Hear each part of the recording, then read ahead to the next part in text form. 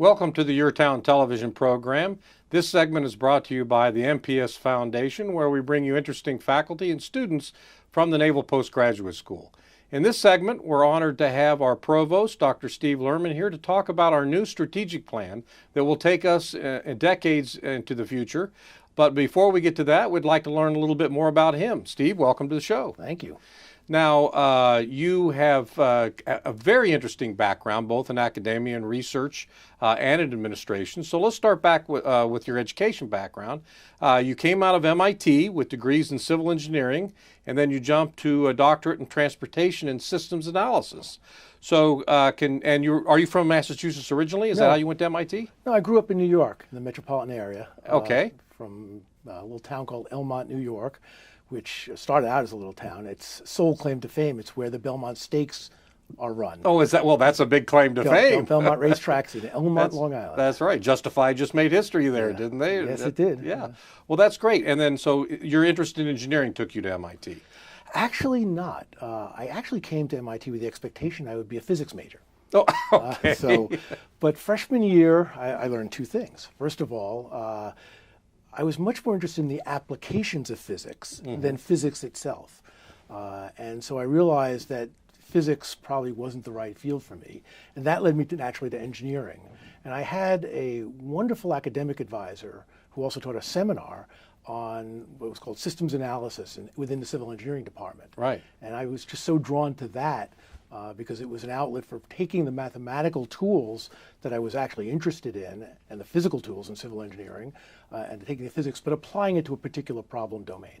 Well, off the show sometime, we'll have to talk about why you didn't become an industrial engineer and operations research guy. That's my background, and that's probably what appealed to you. But instead, you went into transportation type analysis for your doctorate. Tell us a little bit about that. What type of science is that? Well, first of all, the way it's done at MIT, which is where I got my doctorate as well as my undergraduate degree, it is part of the civil engineering department. It's a branch of civil engineering, but it's particularly at the intersection of planning and operations research, interestingly enough. Right. It has to do with how one analyzes transportation systems to help plan them better, to help improve their operations. Everything from fairly low-level things like traffic signals and optimal timing to bigger questions about station locations for transit, highway location, even up to the big macro scale questions of when we build transportation systems, how does it affect where people live and work? Wow, that must have been a really interesting aspect. But you started accepting leadership positions even while you were at MIT before you became the provost for George Washington University. Now here I need to check my notes because there you oversaw 5,000 faculty, 10 students in colleges, and almost 26,000 students. So we were very fortunate to capture you as our provost. We have a much smaller faculty base, much smaller student base. But tell us what your experiences were and what attracted you to N.P.S. and what experiences do you find different from that larger university to the school we have today? As you noted, George Washington University is a big place. It has vastly more students. It has almost every academic program you could imagine encompassed within the 10 schools, with a few rare exceptions like agriculture and veterinary medicine, which is no surprise there that an urban school would not be that big in those fields. Part of what the attraction was, I had finished 5.5 years as provost at the George Washington University, and part of the attraction of N.P.S., I think it was two parts. First, I actually liked the smaller scale. One of the things I learned, MIT is sort of a mid-scale, George Washington is a big scale, and I'd learned that for me personally, smaller is better. It allows me to have more connection with individual faculty. I can visit every department. I can have faculty come into my office. I have open office hours. And at least personally for me, I find that more rewarding. The second part of the lure of N.P.S. is its very strong sense of mission. There's a lot of universities out there. There's 3,000 plus in the United States alone. But many of them have no clue what they're really, in a sort of concrete way, what their mission is. Yeah, they all educate students. Right. That's what universities do. But N.P.S. is special because of this very unique mission. Our student population is clearly defined. We educate naval officers and other officers generally, and then we do other things related to national defense and people in some of our other programs. And all that is all focused, though, around things defense related. Now, that might be homeland defense, it might be national security defense, it might be working with our partners and allies to help them improve their defensive capabilities. But that strong focus really enables you to sort of say, all right, given that's our focus, what should we be doing and what shouldn't we be doing? Mm-hmm. It gives you a basis to say yes to some things and no to other things. Gives a very clear purpose in mind to be able to understand where to throw resources and that sort of stuff. And that's, for me, the attraction of it. That's why I like N.P.S. and places like it that have a strong mission. It could be a different mission. I'm particularly attracted to a national defense mission at this point in my life. But places that don't know what they're about, I think, have to struggle, frankly, to make wise decisions with finite resources. Well, we are certainly fortunate to have captured you. And you're here in your second year now. Mm-hmm. So tell me a little bit about what your first year was like, how that differed from the expectations when you came here, and what you're doing and observing for your second year here. Well, then we'll jump into the strategic plan. Sorry. Well, the first year, honestly, was a huge learning curve for me. So I had spent over 40 years as a professor or administrator in higher education. I sort of know that world, at least as one can. And in many ways, parts of N.P.S.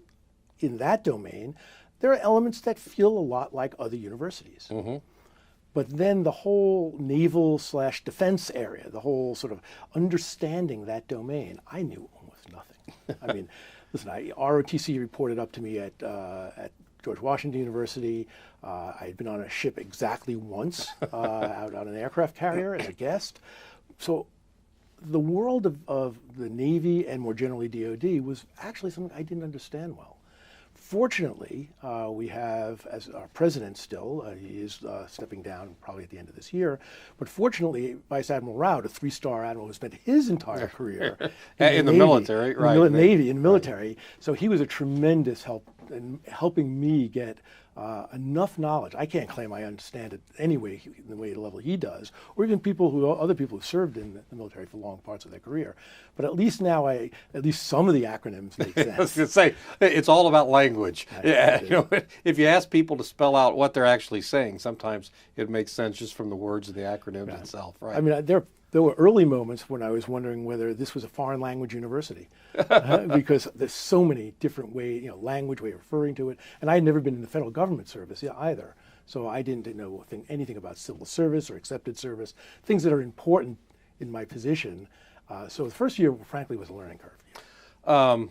This year, though, you have announced our new strategic plan, and you've kind of alluded to it before because we were having to make resource decisions on where we're going to focus based on our mission. This strategic plan, as I understand it, takes us through 2023. So tell us a little bit about the process of why we felt we needed one at this time and some of the tenets that are in that plan. So N.P.S. has gone since about 2012, actually a period of contraction for budgetary and other reasons. And so I think for a period of time, there wasn't, other than how do we manage that, there wasn't a sense of a larger strategy. And about now a year ago, there was a decision reached to allow us to grow again. And so supported strongly by the Secretary of the Navy. Well, by the current one, certainly, but also up and down the chain, there was an agreement that we needed more N.P.S. And the only way to, of course, do that is allow the institution to grow. And so we got a lot of support for that. But that begs the question, okay, now we're stopping shrinking, we're going to start growing. But where? In what? What should we be doing? So the moment of opportunity, you can just sort of grow willy-nilly. You can say everyone grow 5% or 10%. That's not a strategy. Right. It's just letting stuff happen. The president felt strongly that we needed a sense of strategy. How are we going to use the growth to either enhance our strengths in certain areas or invest in new areas that will be important to our mission? Sure. The first thing I wrote on my blackboard, actually it's a whiteboard, was it's about the mission. Right. The second thing I wrote was it's about getting to yes and quickly. So we need now to take advantage of this moment when it's likely the Navy's growing, we're growing, and how can we as a university be of the most value? hence the need for a strategy and a strategic plan. Now, was this just you and several other people, or was a committee formed? How was it actually done? So I formed two committees. One was I called the Strategic Plan Steering Committee, which was the core group. And then there was an advisory committee, which was much larger, including the core group. But when I've done strategic plans before, one at the whole George Washington University scale level. I've led that effort. My experience is if it's your plan, it's not a good plan. It's got to be our plan. Right. Where our now encompasses the community of N.P.S. So we opted for an extremely participatory process. We held a dozen town meetings. I had meetings with every school and many departments. I met with some alumni. I met with people who know DoD well and could advise us who are not part of N.P.S. I met with people in the Pentagon, N.P.S. Foundation. We went broad and wide and deep on this, engaging people about their ideas. Now, what the Strategic Plan Steering Committee job was to filter through that. Right, because you get a ton of things. Oh, right? absolutely. You get some great ideas. You get some little bit off the wall ideas when you do that. And so then the job became to taking in that input. How do we form a plan? And that was predominantly driven by the steering committee, which had about 10 people on it. Okay. Well, I've got to check my notes here to make sure I get everything right. The plan itself has three central themes. Excellence and innovation in emerging fields critical to national defense, interdisciplinary education and research, institutional innovation, and effectiveness. Let's go into each one of these a little bit as time allows, but why were these three major themes selected? What kind of fell out between those three? Well, we experimented with lots of different types of thematic. I think if people are going to understand the plan and remember it, they're not going to remember every detail and every hostile action. I think for communication purposes, if nothing else, but also as an organizing principle, you need a manageable number of themes. And for me, that's 5 or less. Right. More than one, less than 6. And so people can sort of conceptualize the broad brush strokes of what we're trying to accomplish. We tried out dozens of different ideas. And as we vetted them, as we talked in these groups, the ones that people seem to resonate with those three. It doesn't mean there aren't other ideas or ways you could think about the plan, but we felt in big strokes, those were the big sort of areas. Now, they are sufficiently vague that they don't translate into actions. No, you have to move into specific actions. Right. Right. So we moved. The mantra became: we had one mission, which is the mission we started with, 3 themes in the plan, and 10 action areas. Okay. And within each action area, there could be anything from 1 to 5 or 6 actions. Well, I'm going to start to cherry pick on some of those action areas now. And as you said, the strategic plan selected those so we can move from the vision to execution, which is an important thing. So let's take a look at first what I think we excel at is S&T's emerging technologies. There are 8 things specifically cited in that. And I'm going to read them again. Autonomous systems, cybersecurity technologies, additive manufacturing, non-MIMS clean room for new materials, modeling, simulation, visualization, and virtual reality, nanosatellites and new band satellite ground communications, military applications of blockchains and quantum computing. Now, that's a broad list, but they were selected for a reason. Was it because we had expertise or we felt that those were highly relevant for the future of the defense services? Well, the short answer is yes. Oh, for both. Yes. Okay. In fact, it was quite explicit. And really what we were looking for places of intersection of criteria. The first is we either have existing capabilities or have at least a reasonable prospect of building them. There are lots of areas that are important, but that doesn't mean N.P.S. should be doing them. Right. Strategically, we should figure out what we are good at and amplify it, or can realistically become good at. So, for example, biological systems, Right. and it's not on that list. Not because it isn't important and interesting. It's because today we have no credible capabilities, really, in any scale. We have a little bit of this and that, but so we felt, although that may ultimately become important to the military, it wasn't our wheelhouse, and so we took it off the list. These are areas, many of which we have some small-scale activity or some medium-scale activity, but where we have often either we are a center of excellence or can be one. The other criterion is it's not just got to be interesting to us, it's got to be relevant to national defense needs. Right. we're that's sort of the spatial nature we talked about Exactly. N.P.S. We're not in the general university business. We actually have, in effect, we have a customer, which is the country's defense. Right. And these are things we believe that are going to be, are already and will be more so in terms of their importance to defending the country. We need to be able to, and then a third criterion is, do they link to our educational mission? Exactly. So these are also areas where we either have master's programs or doctoral programs, or we are in the process of creating or will create them. So it's a complicated sort of sorting that goes on, but I think those sweet spots are the ones that hit all three of those criteria. And as you said before, as we were talking about the rationale for strategic plan, this provides you guidance and the dean's guidance and the budgeteer's guidance about where to place resources to enhance those capabilities. Well, let's talk about one area that's called out, and that is data science is called out for an area for development. Can you tell us a little bit why that was seen as important and what we may do about it? Well, first of all, there's been tremendous advances in our ability to both gather data and analyze it. And so this is a technological area often driven more by the private sector than by the government, where there is emerging great technologies. So the most obvious case is you go onto Amazon and you sort of get onto Amazon and they're offering you ideas of what you might buy. Because they've seen what you're looking at. Sure. They have this massive database, just enormous amount of data. Every time you go to Amazon, and they also buy other data, but every time you go there, they use that data to make inferences about what you might want. Right. If you ever had the experience, in a period of about 5 minutes, my wife happened to be looking at cruise websites. We occasionally take cruises. Sure.